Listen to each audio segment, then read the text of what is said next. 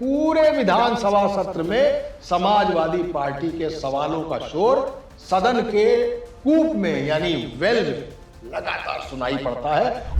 Raiding पर दावा कर रहा हूं, जितनी सीटें पिछले विधानसभा में भाजपा को मिली थी, भले ही एक कम आए, लेकिन एक कम आए। जो माफिया हैं आज उस रंगबाजी से नाली दुनाली निकाल के और राइफल की जो नाल निकाल के डिग्गी में बैठ के और खत्म। ये योगी आदित्यनाथ का खौफ है, बिल्कुल सही है। उसने मुझसे कहा कौन सा लेंगे, सादा कि मसालेदार?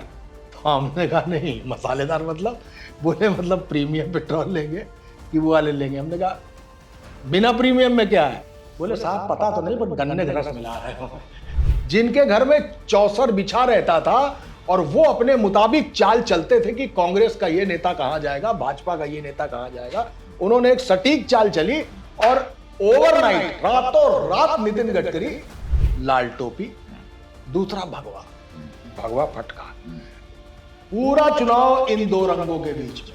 ये कलरफुल चुनाव आपको 2027 में देखने को मिलेगा, जिसमें समाजवादी पार्टी संसद से सड़क और विधानसभा से विधानसभा के कूप तक अपना जो फेमस नारा है हल्ला बोल रही है। दिल्ली से लखनऊ तक सपा ने सरकारों को घेर लिया है। विधानसभा से संसद तक, संसद से सड़क तक उसके नेता, कार्यकर्ता, सांसद और विधायकों ने सरकारों पर सवालों की बम्बार्डिंग कर दी है। मनोज जी, बम्बार्डिंग क्यों नहीं होगी? सवाल पूछे किससे जाएंगे? सवाल तो सरकारों से पूछे जाएंगे। उत्तर प्रदेश में आएंगे तो योगी सरकार को जवाब देना पड़ेगा, दिल्ली जाएंगे तो मोदी सरकार को जवाब देना पड़ेगा। जब संसद में अखिलेश यादव, डिंपल यादव अपनी टीम के साथ रहते हैं तो सवाल पूछते हैं रामलला मंदिर में चंदा की चोरी क्यों? नीट का पेपर लीक, उसके लिए क्या किया आपने? उसके लिए आप जवाब सीधे तौर पर देते क्यों नहीं है? आपने कार्रवाइयां क्यों नहीं की? उसको फूल प्रूफ बनाने की जगह आप लगातार लापरवाही क्यों कर रहे हैं और सवालों से कट क्यों रहे हैं? ये सवाल उठाते हैं। जब वो लखनऊ आते हैं तो यहां विधानसभा अध्यक्ष सतीश महाना लगातार सपा के विधायकों को धमकी देते हैं, सदन से बाहर कर दूंगा, पूरी समाजवादी पार्टी को इस पूरे सत्र के लिए बाहर कर दूंगा। चलिए इनको पूरे सत्र के लिए बाहर निकाला जाता है। पूरे सत्र के लिए आपको बाहर निकाला जाता है। चलिए बाहर, गुंडागर्दी करेंगे आप लोग। चलिए बाहर, इनके साथ जो भी लगेंगे मैं सबको निकाल दूंगा। नहीं, इट्स नॉट अलाउड। ये इस बात की मैं इजाजत नहीं देता हूं। चिल्लाते रहते हैं, ताकीद करते रहते हैं, डांटते रहते हैं, लेकिन पूरे विधानसभा सत्र में समाजवादी पार्टी के सवालों का शोर सदन के कूप में यानी वेल में लगातार सुनाई पड़ता है। और जब उत्तर प्रदेश की बात होती है तो साफ तौर पर कहते हैं भ्रष्टाचार, भर्तियों में आरक्षण और पेपर लीक।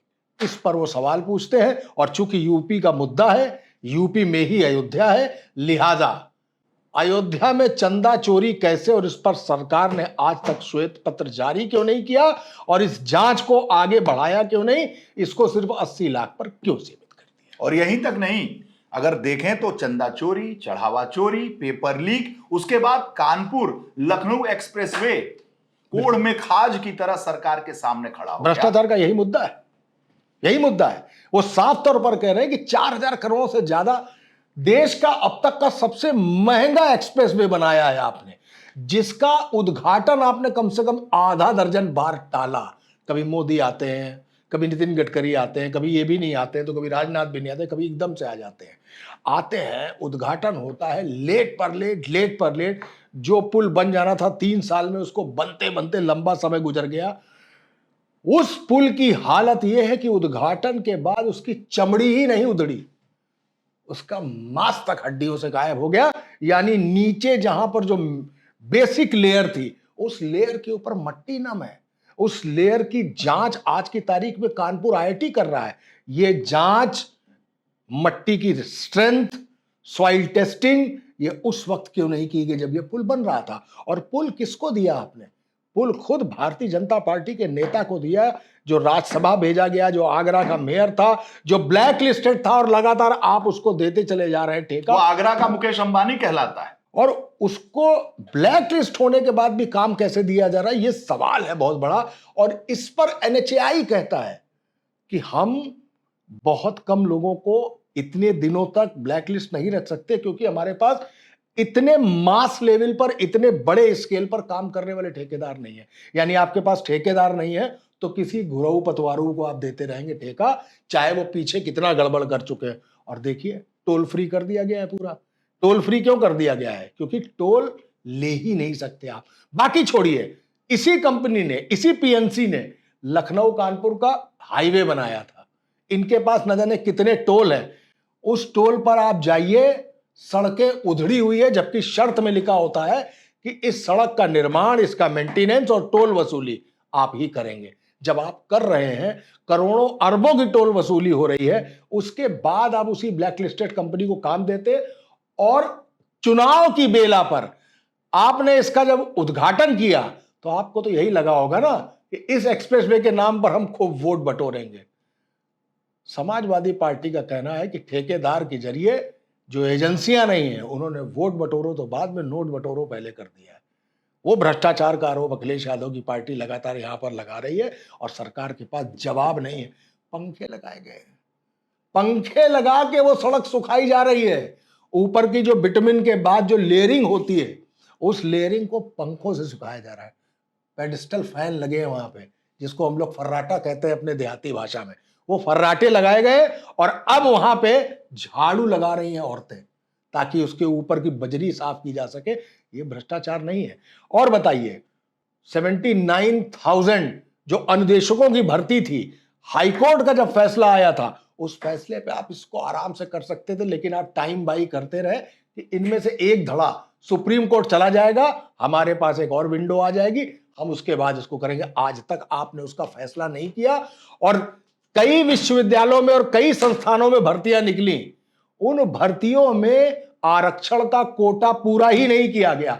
और ये जो ओपी राजभर, ओम प्रकाश राजभर, सुभाषपा के जो सुप्रीमो हैं, जो अखिलेश यादव पर रोज तोप लगा के गोला दागते हैं, इन्होंने चिट्ठी लिख के दी थी कि आप आरक्षण का कोटा इन भर्तियों में पूरा नहीं कर रहे हैं। दूसरा, एनडीए की दूसरी घटक अनुप्रिया पटेल, अपना दल वाली, उन्होंने कहा कि नॉट सुटेबल लिख के आप सारा आरक्षण दबा रहे हैं। हमारे जितने आरक्षित वर्ग के लोग हैं, उनके आरक्षण की चोरी कर रहे हैं। बावजूद इसके सरकार के पास आज तक कोई जवाब नहीं है, जबकि खुद ये सरकार के घटक है। वो मुद्दे अखिलेश यादव उठा रहे हैं। सवाल आपके पाले में रहेंगे, जवाब आपको देना पड़ेगा। अब तो चुनाव की बेला है, अब तो चुनाव की चौखट पर आप खड़े हैं। जो सत्ता में नहीं है, जो विपक्ष में है, वो आपने क्या कहा? सवालों की बम्बार्डिंग कर दी है। एथेनॉल, एथेनॉल तो भाई साहब 20% का एथेनॉल, जिसमें घोषित तौर पर कह दिया गया है कि 7 से 9% का एवरेज हम कम करेंगे, मतलब कम होगा एथेनॉल के होने से। मैं अभी आ रहा था स्टूडियो, तो जब मैं पेट्रोल डलवाने लगा तो वहाँ का जो बंदा है जो पेट्रोल डालता है, उसने, ऑपरेटर, उसने मुझसे कहा कौन सा लेंगे, सादा कि मसालेदार? तो हमने कहा नहीं, मसालेदार मतलब? बोले मतलब प्रीमियम पेट्रोल लेंगे कि वो वाले लेंगे? हमने कहा बिना प्रीमियम में क्या है? बोले साहब पता तो नहीं, पर गन्ने का रस मिला रहे हो। कहते हैं गन्ने का रस मिला रहे हैं। हमने गन्ने का रस नहीं, उसको एथेनॉल बोलते हैं। वो एथेनॉल मिल रहा है। E20 को लेकर लोग परेशान हैं, लोग परेशान है। आपने कहा था कि E20 जब हम लाएंगे तो इस देश में हम पेट्रोल 40 रुपए का बेचेंगे। बैरल, जो ऊपर से बैरल, जो डॉलर कम होते हैं, वो बैरल की कीमत घट जाती है, लेकिन हमारे यहां कीमत नहीं घटाई जाती। मायावती, अखिलेश यादव, योगी आदित्यनाथ, यहां का जो टैक्स है करीबन लगभग 27% है। अगर ये सरकारें चाहें तो अपना टैक्स कम कर सकती हैं, लेकिन वो नहीं करती हैं। और यहां पे महंगा पेट्रोल मिलता है। आपको मालूम है एथेनॉल वाला कितने का है? 102 रुपए लीटर।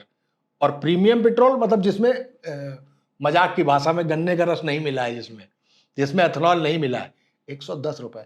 हम और आप इस डर से कि इसमें हमारा इंजन ना खराब हो जाए, हमारे फिल्टर ना चोक हो जाए, क्योंकि नितिन गडकरी ने कह दिया है कि प्लास्टिक के कुछ पुर्जे और कुछ फिल्टर ये गड़बड़ हो सकते हैं, कह दिया। अच्छा मनोज जी, एनएचआई की जब बात होती है, एनएचआई जी, तो वो किसकी जिम्मेदारी? योगी आदित्यनाथ की जिम्मेदारी है कि नितिन गडकरी, केंद्र की जिम्मेदारी? देखिए, अगर फाइनली जिम्मेदारी की बात करेंगे तो नितिन गडकरी की है। ठीक, एथेनॉल की जब बात होगी तो वो किसकी जिम्मेदारी है? योगी आदित्यनाथ की, नितिन गडकरी, केंद्र की? नहीं, वो तो नितिन गडकरी भी नहीं है, वो तो सरदार जी की है, पेट्रोलियम मंत्री, पेट्रोलियम की। क्योंकि नितिन गडकरी तो राष्ट्रीय राजमार्ग, कुल मिला के केंद्र का मामला, केंद्र का मामला। लेकिन नितिन गडकरी जो कटघरे में खड़े किए जा रहे हैं ना, खड़े किए जा रहे हैं, आप मानिए या ना मानिए, 2014 के बाद 26 चल रहा है, नितिन गडकरी का जो ग्राफ है जिस तरीके से नीचे गिरा है, मुझे नहीं लगता कि आज तक कभी गिरा होगा। चाहे एनएचआई का मामला, लखनऊ कानपुर एक्सप्रेसवे का मामला हो, एथेनॉल का मामला हो, नितिन गडकरी निर्विवाद रूप से पक्ष और विपक्ष के सबसे साफ सुथरे और सबसे प्रगतिशील और विकासशील और डेवलपिंग लीडर के तौर पर इमर्ज कर गए थे, उभर रहे थे। विपक्ष का भी कोई व्यक्ति उन पर सवाल नहीं खड़ा कर रहा था, चाहे राहुल गांधी हो, अखिलेश यादव हो, प्रियंका गांधी हो, विपक्ष का कोई भी मुख्यमंत्री हो, वो सब जगह सड़कें बना रहे थे और विपक्ष का काम वो और ज्यादा तेजी से करते थे, मुलायम सिंह यादव के अंदाज में। सब लोग उनको एक सर्व स्वीकार्य नेता के तौर पर मानते थे। मेरा मानना है कि 14 से 26 के इस दरमियान जो उनका ग्राफ गिरा था, धड़ाम हो चुका है, गिर चुका है और लोगों का विश्वास उठ गया। हमारे कैमरामैन साहब कहते हैं कि भाई मैं तो मानता था कि नितिन गडकरी बहुत ही अनूठे अलग नेता हैं, जब उनका यह कहना है कि सर कुछ तो है, तो मेरा भी विश्वास डगमगा जाता है। नितिन गडकरी के इस गिरते हुए ग्राफ का कारण क्या समझते हैं? एप्स्टीन फाइल में जिनका नाम आया था पेट्रोलियम मंत्री, पहले एक नाम बता दिए थे, हरदीप पुरी। हरदीप पुरी। पेट्रोलियम मंत्री तो हरदीप पुरी है जी। लेकिन चूंकि नितिन गडकरी के अपने बेटे एथेनॉल का काम करते हैं, ठीक है, हालांकि उन्होंने बैलेंस शीट निकाल के दी है, सब कुछ कहा है कि बोले हम इतना एथेनॉल नहीं बनाते और हमारी कंपनी में बहुत सारा कर्ज भी है। मैंने इस सवाल को मैं दूसरे तरीके से इसका जवाब देना चाहता हूं। विद इन भाजपा जब एक पार्टी की आप बात करेंगे तो ये दो गुटों का खेल है। एक नरेंद्र मोदी अमित शाह वाला गुट, दूसरा नितिन गडकरी, राजनाथ सिंह, ये सब लोग एक अलग गुट है। हालांकि राजनाथ दोनों तरफ स्वीकार रहे हैं इसमें। इस पूरे मसले में जब नितिन गडकरी अध्यक्ष बनने जा रहे थे, ठीक उसी वक्त छापेमारी शुरू हो गई, याद है आपको? और वो छापेमारी भी किसने कराई थी, ये भी आप अच्छी तरीके से जानते हैं। वो ऐसे भाजपा के सर्वप्रिय नेता थे जिनके घर में पॉलिटिक्स जन्म लेती थी, जिनके घर में चौसर बिछा रहता था और वो अपने मुताबिक चाल चलते थे कि कांग्रेस का ये नेता कहां जाएगा, भाजपा का ये नेता कहां जाएगा। उन्होंने एक सटीक चाल चली और ओवरनाइट, रातों रात नितिन गडकरी गायब हो गए और राजनाथ सिंह को दोबारा अध्यक्ष बनाया गया और तब राजनाथ सिंह ने नरेंद्र मोदी को चेहरा घोषित किया। वो नितिन गडकरी आज भी ये मान के चलती है विद इन भाजपा, ये पूरी चर्चा है, लगभग सब लोग जानते हैं, हम भी जानते हैं, आप भी जानते हैं। जब भाजपा नेताओं के साथ बैठे तो यह चर्चा भी होती है। वो एंटी मोदी लॉबी को लीड करते हैं। उस नितिन गडकरी के बेटों का जो धंधा है, उस धंधे को लेकर यह मसला आता है कि उनकी सड़क तो ये एनएचआई की है, लिहाजा नितिन गडकरी इसके लिए जिम्मेदार है। ये सड़क कहां है? उत्तर प्रदेश में। ठीक, अब आते हैं नीट पेपर लीक पे। नीट पेपर किसकी जिम्मेदारी थी? धर्मेंद्र प्रधान की जिम्मेदारी थी। नीट पेपर लीक का उत्तर प्रदेश से कोई लेना है? नहीं। लखीमपुर में भी एक बच्चा मरा, एक बच्चा और मरा, 3 बच्चे यूपी के मरे। आत्महत्या तो यूपी में की उन्होंने। रामलला में चढ़ावा चोरी हो गई। रामलला के उस मंदिर से यूपी गवर्नमेंट का, योगी गवर्नमेंट का कोई लेना देना है? नहीं। ट्रस्ट सेंटर ने बनाया, पर है कहां? यूपी में। ये यूपी है भी तो बहुत बड़ा। यूपी देश है, प्रदेश है ही नहीं। अयोध्या यहाँ, अरे लखनऊ कानपुर एक्सप्रेसवे यहाँ, नीट पर आत्महत्या करने वाले भी यहाँ। तो करेंगे क्या? ये विश्व का छठा बड़ा देश है। अब आप ये मानिए कि कल चुनाव हो जाए, 4 फेज में, 6-7 फेज में चुनाव हो जाए और उसका नतीजा, मैं यूं हाइपोथेटिकल सिचुएशन कह रहा हूं, उसका नतीजा मान लीजिए माइनस में आ जाए, जवाबदेही किसकी होगी? योगी जी की, योगी आदित्यनाथ की जवाबदेही होगी। क्यों? जब 2024 का लोकसभा चुनाव हुआ और भाजपा की भद्द पिट गई, अयोध्या भी हार गई भाजपा, तो सवाल किस पे खड़े हुए? योगी आदित्यनाथ पे। तो आपका मंदिर दिल्ली की ट्रस्ट हो सकती है, आपकी सड़क एनएचआई केंद्र का हो सकता है, आपका नीट पेपर लीक सेंट्रल का हो सकता है, एचआरडी का हो सकता है, लेकिन जवाब तो योगी आदित्यनाथ को देना होगा।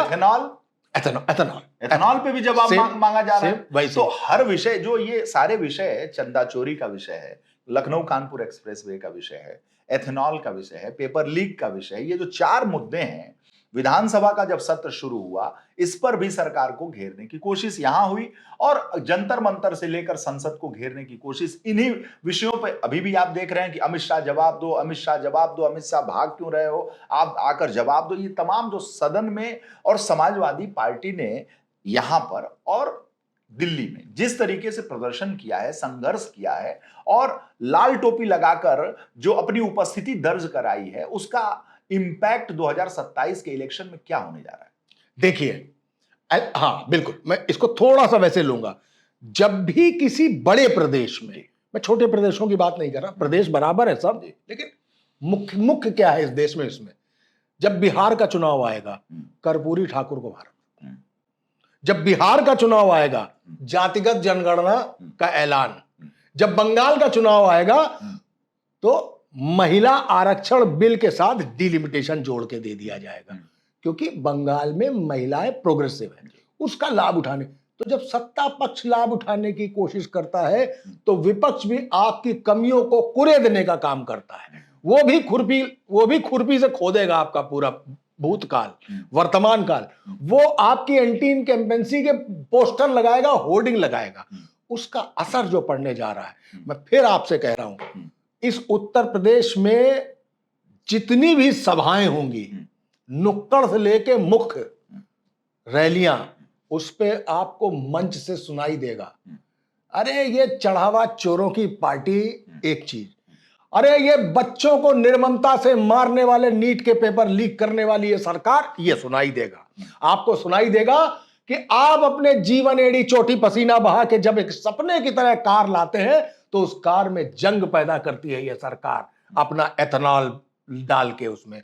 ये सड़कों का संजाल बनाने का झूठा दावा करने वाले लोग ये सबसे बड़े एक्सप्रेसवे को इस तरह उधार चुके हैं, इस तरह भ्रष्टाचार की मार उसमें डाल चुके हैं कि आप इस पे चलना मुश्किल है। आप ये सारे मुद्दे आपको सुनाई देंगे, और वहीं जब सत्ता पक्ष खड़ा होगा और जब वो सवालों में घेर रहा होगा तो वो कहेगा, अरे ये वही है जो राम मंदिर की बात उठाते हैं लेकिन इन्होंने कार सेवकों पर गोलियां चलाई थी।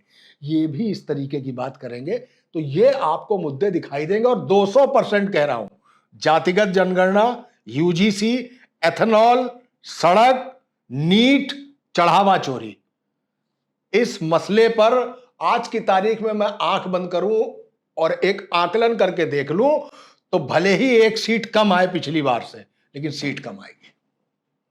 रेडिंग पर दावा कर रहा हूं, जितनी सीटें पिछले विधानसभा में भाजपा को मिली थी, भले ही 1 कम आए लेकिन 1 कम आएगी।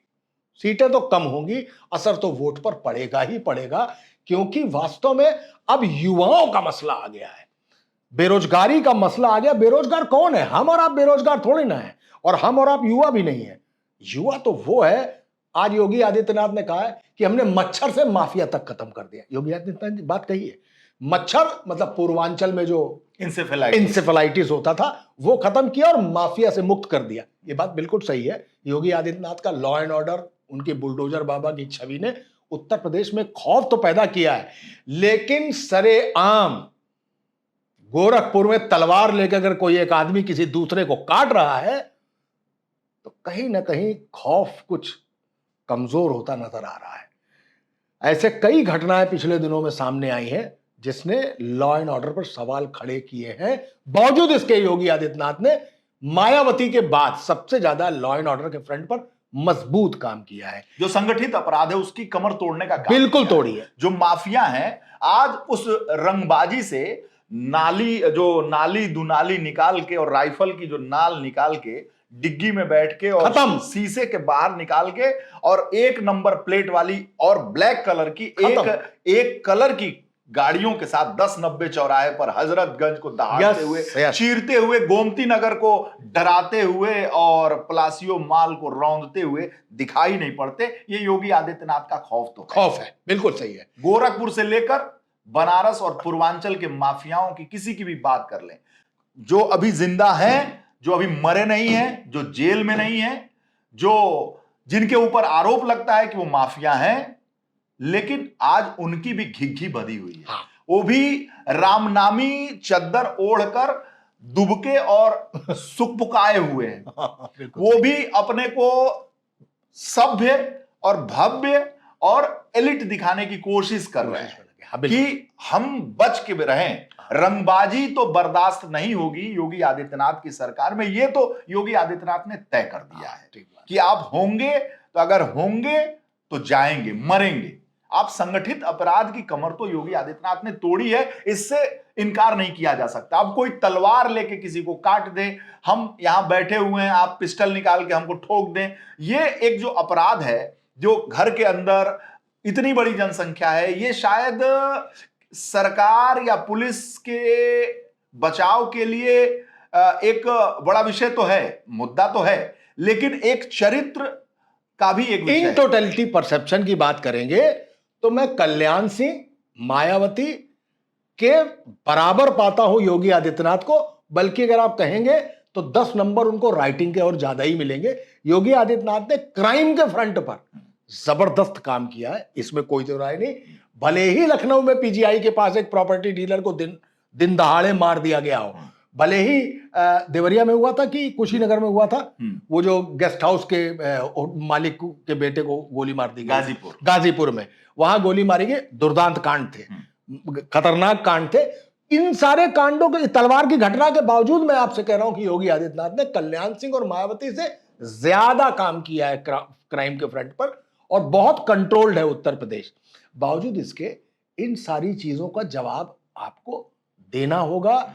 ये सड़क, ये एथेनॉल और ये ये जो घटनाएं, हत्या भी हो रही हैं, इसका भी जवाब देना पड़ेगा। देना ही पड़ेगा, देना ही पड़ता है। जो विपक्ष है वो तो उठाएगा ही ना। बिल्कुल। जब आप उठाएंगे तो विपक्ष भी उठाएगा। बस। जब आप कानून व्यवस्था की बुलंदियों की बात करेंगे तो वो धीरे से दिखाएगा कि वो गाजीपुर देख लो, वो गोरखपुर देख लो, वो कुशीनगर, देवरिया, सुल्तानपुर देख लो। तो ये विपक्ष का काम है और विपक्ष अपना काम करेगा। इसमें किसी को बुरा भी नहीं मानना, नहीं कहेगा बुरा। जब आप कहते हैं कि ये गुंडों की पार्टी है, ये चढ़ गुंडों की छाती पर मुहर मारे, हाथी पर मुहर मारे, कमल पर, ये तो प्रचार है, तो प्रचार दुष्प्रचार तो होता ही रहेगा। तो आकाश आनंद ने भी कह दिया था गुंडा राज आप में सबसे ज्यादा है, क्योंकि आप पुलिस की आड़ में गुंडा राज बनाए हुए। तो ये इससे तो बचा नहीं जा सकता। इससे नहीं बचा। देखिए, शतरंज में गोटियां जरूर काली और सफेद होती है, लेकिन कौन स्याह है और कौन सफेद है इसकी गारंटी नहीं ली जाती। और राजनीति उसी का नाम है।